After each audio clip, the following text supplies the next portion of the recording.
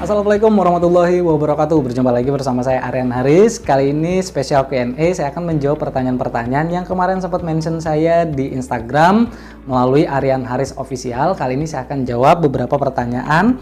Di antaranya itu adalah pertanyaan yang pertama datang dari Mas Naseh Muhammad. Halo Mas, bagaimana cara menulis lamaran kerja kepada yang terhormat pada instansi bank swasta atau BUMN? Kemudian yang kedua, pertanyaan kedua datang dari _Khairin. Apakah di Alfamart itu carinya cuma yang cantik aja ya Pak? Karena pada saat saya interview sudah sesuai tapi nyatanya belum diterima juga. Oke, kemudian kita beralih ke pertanyaan ketiga, itu ada datang dari Alvin266. Kenapa ya Kak, kalau PT itu kebanyakan mencari yang hanya calon sarjana saja? Kemudian pertanyaan keempat, Adel Damayanti _ cara kita jika ditanya seberapa paham dengan perusahaan kami. Oke, good. Kemudian yang terakhir, pertanyaan kelima datang dari Gusti Nurbaiti.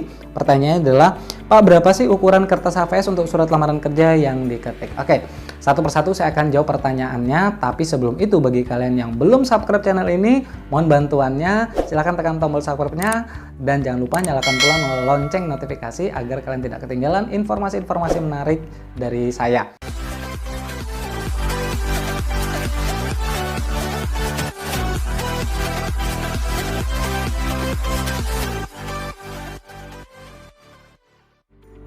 Oke, kita langsung aja masuk ke pertanyaan pertama, datang dari Mas Naseh Muhammad.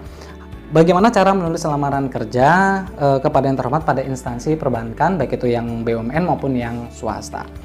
Jadi untuk pertanyaan pertama ini, teman-teman kalian yang ingin melamar kerja di perbankan, ketahui dulu sebelum kalian melamar kerja, di perbankan itu ada beberapa divisi atau unit ya, atau bidang. Jadi supaya tepat sasaran, kita harus ketahui dulu dari surat lamaran kerja, dari lowongan kerja yang tertera itu di bagian apa yang saat itu membutuhkan karyawan. Karena di perusahaan itu ada yang menangani masalah kredit, ada yang menangani masalah layanan jasa perbankan, ya seperti frontliner. Nah di bagian cleaning service atau bagian penataan ruangan dan sebagainya itu ada lagi yang namakan dengan GA. Jadi teman-teman harus tahu dulu. Kalau sudah mengetahui hal tersebut, yang kedua cari tahu lagi kantor yang akan kita tuju atau perusahaan yang akan kita tuju itu berdiri atas nama kantor cabang perwakilan atau kantor cabang pembantu atau kantor pusat. Kalau sudah kita ketahui maka akan lebih mudah. Jadi contoh. Misalkan ada perusahaan atau PT Bank ABC ya sedang membutuhkan sebagai customer service. Maka bagaimana cara mencantumkan kepada siapa yang akan kita tuju? Seperti ini. Kepada yang terhormat Kepala Pimpinan Cabang PT ABC Area Banjarmasin di tempat. Seperti itu ya. Nah, kalau dia misalkan di bagian masalah kredit, di bagian kredit. Nah, kredit itu kan macam-macam lagi ya di perbankan, ada yang di bagian consumer loan, ada yang di bagian kredit mikro. Kita cari tahu lagi, ini di bagian apa, posisi apa yang saat itu membutuhkan. Kalau dia di bagian kredit mikro, langsung aja kepada kepala pimpinan di bagian unit mikro atau kepada kepala pimpinan unit mikro PT Bank apa. Seperti itu ya teman-teman ya.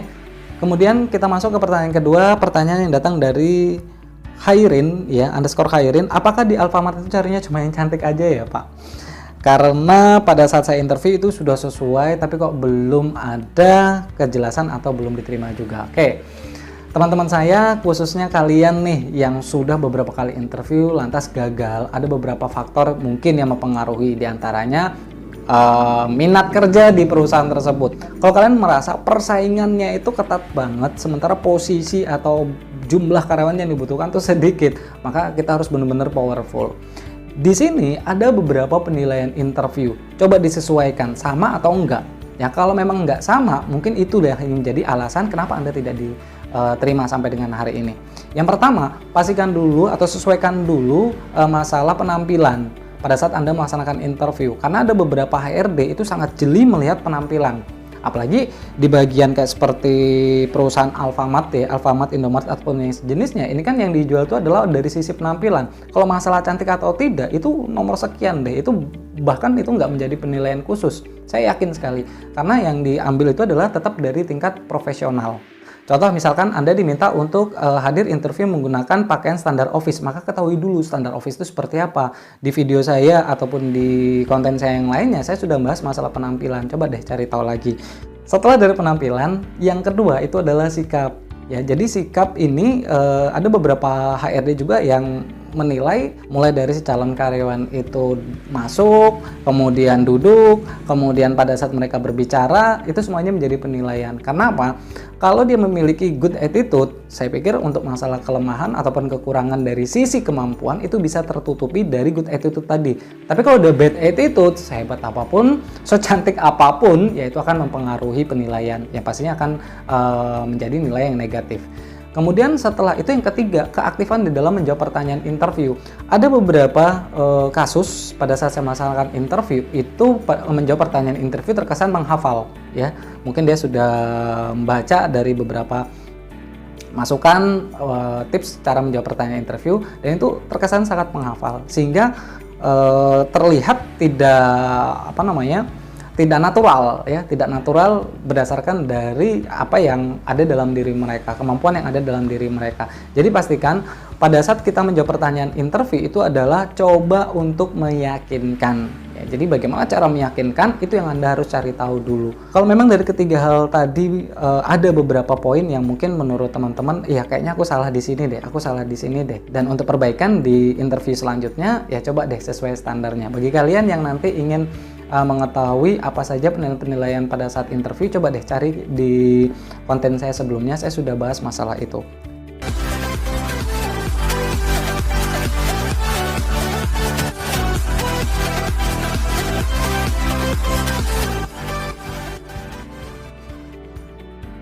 Sekarang pertanyaan ketiga datang dari Alvin 266. Kenapa ya Kak kalau PT kebanyakan mencari yang hanya calon sarjana saja atau hanya yang sarjana saja?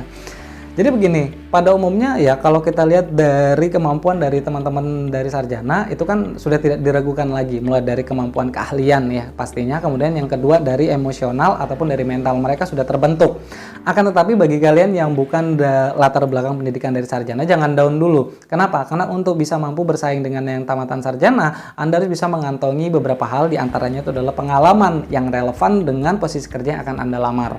Kemudian yang kedua itu adalah kemampuan atau keahlian, cocok nggak, sesuai nggak gitu. Jadi bagi kalian yang saat ini mungkin saya ingin melamar kerja di perusahaan A, tapi saya akan bersaing dengan yang sarjana. Tapi kalau Anda sadar nggak punya kemampuan ataupun keahlian yang memadai di sana, ya sudah pasti Anda akan ditolak. Ya, supaya bisa minimal Anda bisa masuk dalam kategori yang diharapkan oleh perusahaan, maka usahakan Anda mengantongi beberapa poin yang sudah saya sebutkan tadi, terutama masalah keahlian-keahlian yang mungkin Anda butuh yang namanya pelatihan-pelatihan yang memiliki sertifikasi sebagai pembuktian gitu ya, kalau Anda sudah memiliki keahlian yang diharapkan. Tapi kalau pendidikan Anda mungkin tidak sarjana atau mungkin yang bukan dari non sarjana, tapi kalau Anda dalam menyampaikan interview itu sangat meyakinkan sekali, mungkin Anda yang dibutuhkan. Jadi bersaing mulai dari yang pertama itu adalah pemberkasan dulu. Pemberkasan bagaimana cara untuk membuktikan atau meyakinkan kalau Anda itu adalah orang-orang yang memang sesuai kualifikasi yang diharapkan oleh perusahaan. Kemudian pertanyaan yang keempat, cara kita jika ditanya seberapa paham dengan perusahaan kami. Pertanyaan ini datang dari Adel Damayanti. Untuk pertanyaan yang keempat, ini hati-hati buat teman-teman semua, ini sebenarnya masuk kategori pertanyaan jebakan. Kenapa? Karena sehebat apapun kemampuan Anda, keahlian Anda, pengalaman Anda, tapi kalau Anda tidak mengenal perusahaan, itu akan mempengaruhi penilaian interview Anda. Usahakan sebelum Anda melamar kerja, cari tahu dulu profil perusahaan. Ya, yang namanya perusahaan, apalagi perusahaan terbuka atau perusahaan besar atau perusahaan benefit, itu pasti memiliki website. Ya, website Anda bisa cari tahu profilnya. Mulai dari berdirinya itu kapan, kemudian latar belakang berdirinya itu seperti apa, kemudian ada berapa kantor cabang, dan pastikan Anda tahu bidangnya itu apa dan sesuai nggak dengan kemampuan ataupun keahlian yang kalian miliki. Seperti itu ya, jadi usahakan bagaimana cara menjawab pertanyaan yang keempat ini, ya jawab semampunya yang kalian ketahui, tapi jangan asal ya, seperti itu.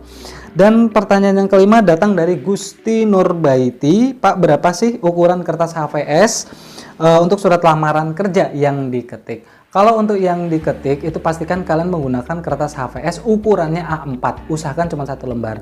ya, usahakan 1 lembar. Kemudian kalau untuk yang ditulis tangan, gunakan kertas portofolio bergaris dan lagi-lagi usahakan hanya 1 lembar saja.